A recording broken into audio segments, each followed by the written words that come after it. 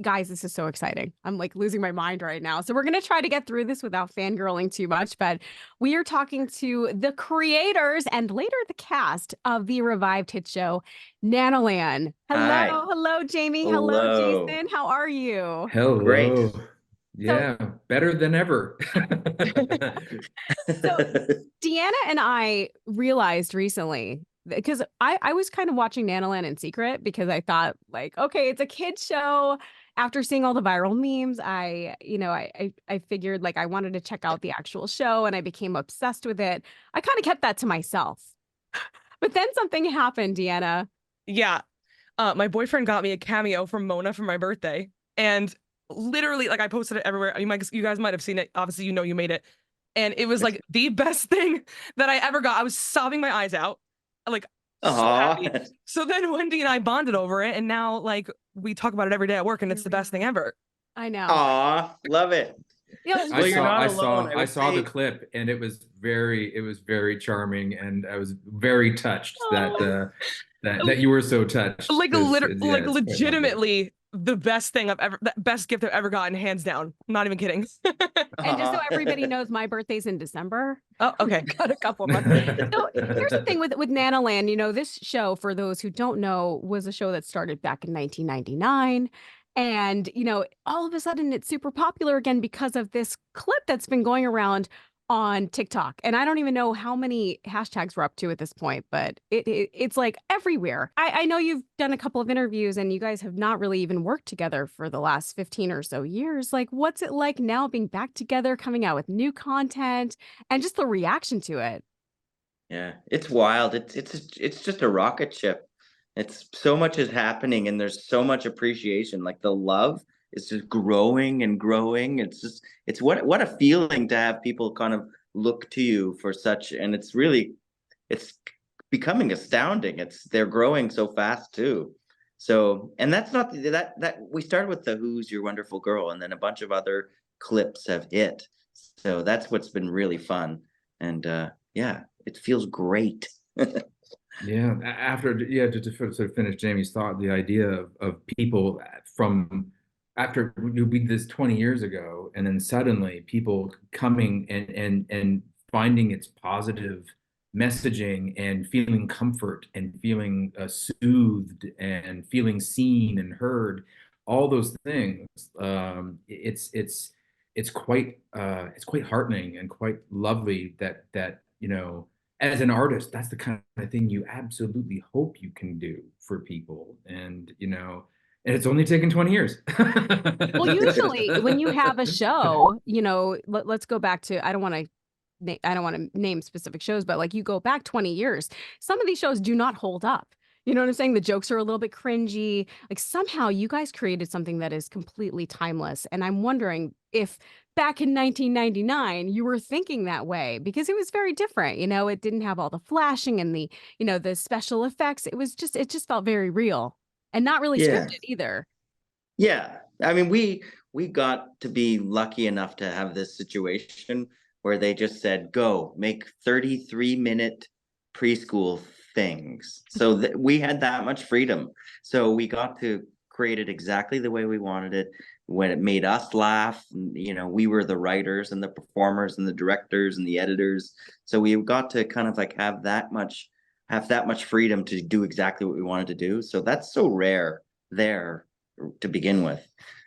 And then also they like no effects and everything. It was a choice that we were like, you know what, let's just have no special effects, no digital effects, hardly any camera cuts. We're trying to make something very different, I guess, because I don't know, our jobs were performing with watching kids shows every day. Up in Canada, we would do between every show we would perform. So we watched 1 million shows. So we had a lot to react against. We were like, let's do something quite different than all this. I mean, the conversations between Nana and Mona feel like a conversation I had with my quirky Nana when I was young. Like, right, Deanna, do you relate to this? It's so much so. I mean, how did you guys I come love up it. with these personalities? Like, I know you have said that it's loosely based on your own Nanas, but how did you kind of like hone in on Mona's personality and like the language and the way she speaks? That comes from just an improvisational space. That comes from just kind of like I don't know. I'm theater trained, so it's kind of like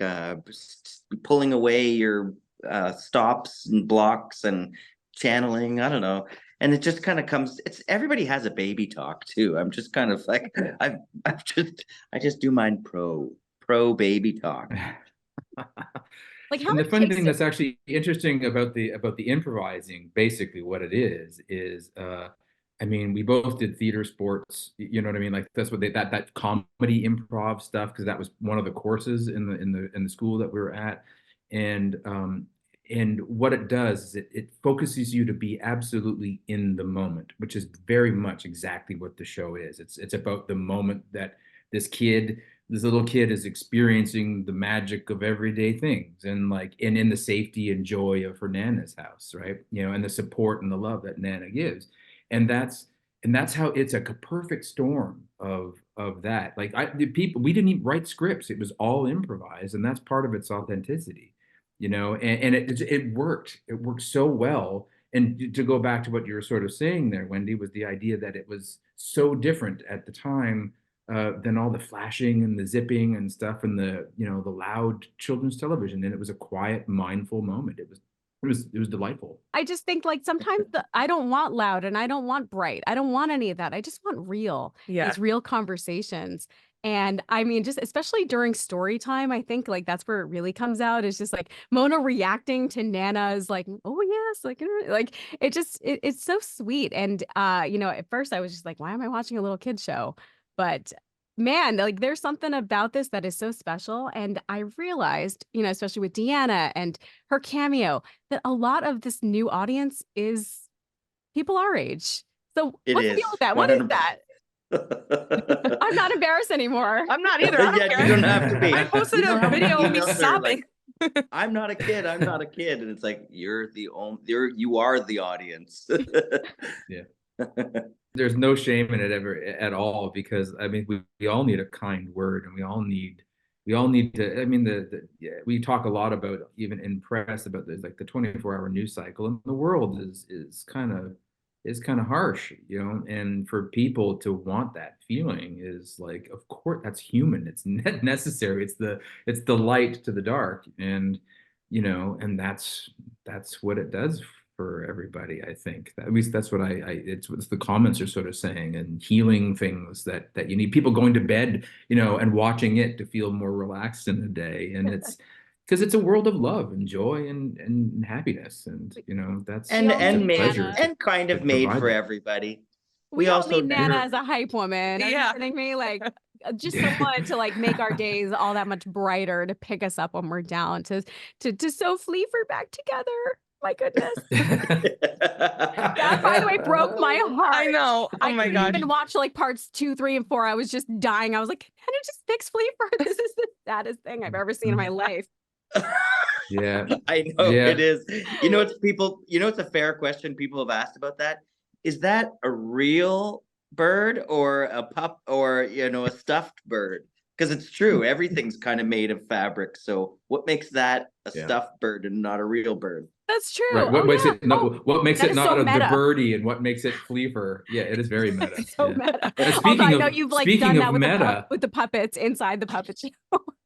that's exactly it. actually- Mr. Wuka, who the next door neighbor, does puppet shows for Mona and Nana. So it gets even more meta than that. It actually it's a part of it's a feature. It was a formal feature of the show. So Wow, at you least guys the must have half so hour many for it. inside jokes. I know Deanna, you wanted to know about. Yeah, I wanted to know, like, have you guys ever like broken in the middle of filming an episode and like cracked up yourself, or like gotten emotional, or can you share any like funny behind the scenes moments?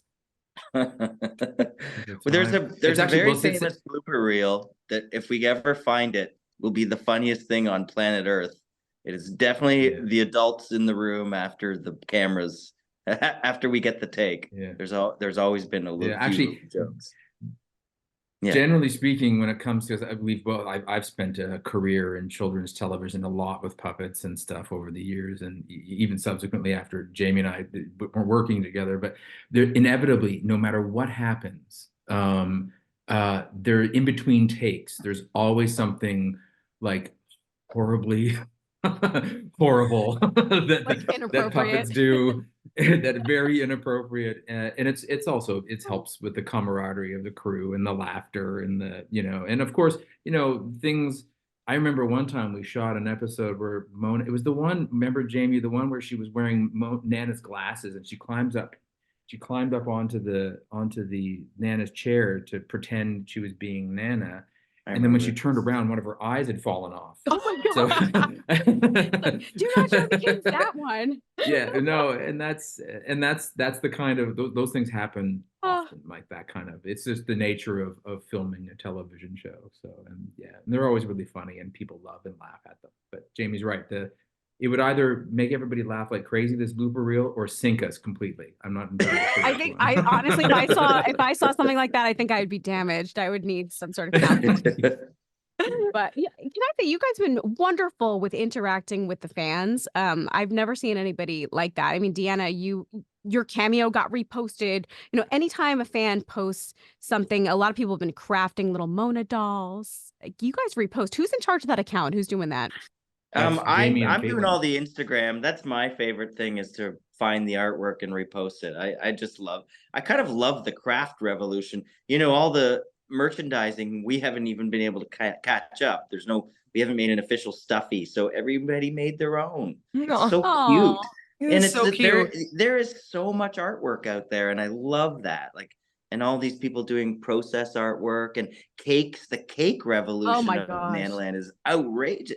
They're getting wild, the cakes. So I just love that. So that, I'm constantly searching out on Instagram. It's almost, even go through where people have mentioned Nanalan and they didn't even post it and tell us. Oh gosh. It is just so wonderful. Is there a Yes, chance it that, is. now, is it possible that we can speak with the stars of the show today? I Sure, know there'll that have it to would be make some Deanna and I separation. very happy. I'll have to leave the room and Mona will come in. She's in the green room, obviously. Yeah. She's in the green room. Yeah, we'll have to go let her know.